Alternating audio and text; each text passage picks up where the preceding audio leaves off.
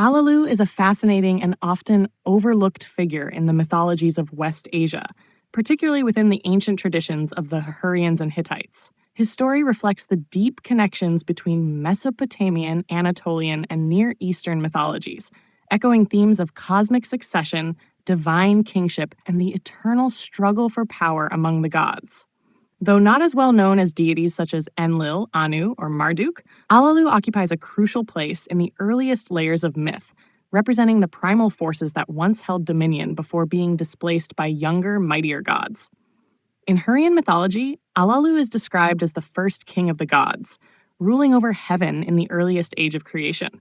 His reign was one of the primordial eras when the universe was raw, untamed, and still being shaped by divine powers.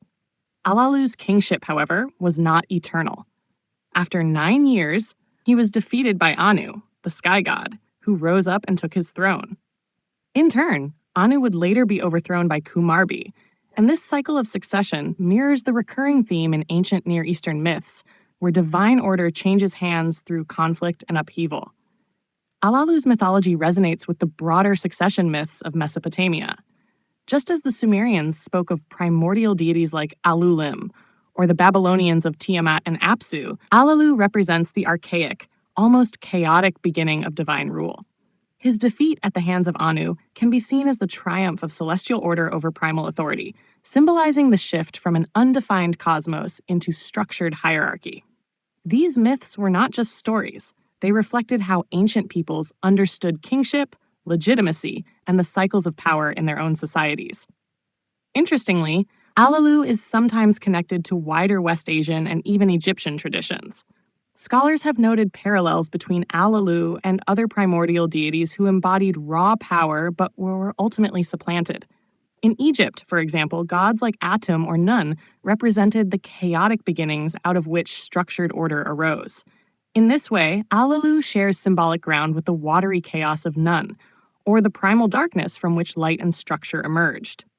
His story highlights the recurring archetype of an elder deity whose reign establishes the foundation but must yield to new forces that bring refinement and order. The mythology of Alalu also influenced later traditions. Through the Hittites, who adopted Hurrian myths into their own religious framework, Alalu's story was preserved and reshaped. The Song of Kumarbi, a central myth in Hurrian Hittite tradition, begins with Alalu's defeat and sets the stage for the tumultuous struggles between Anu, Kumarbi, and the storm god Teshub. Without Alalu, the cosmic chain of succession that explains the rise of the storm god as chief deity would not exist. He serves as the essential starting point of a mythological lineage that shaped West Asian religious thought. Although Alalu fades quickly from power in the myths, his importance lies in what he represents: the primal sovereignty of the gods, and the inevitable transformation of cosmic order. He embodies the idea that even the mightiest rulers must eventually yield, whether in heaven or on earth.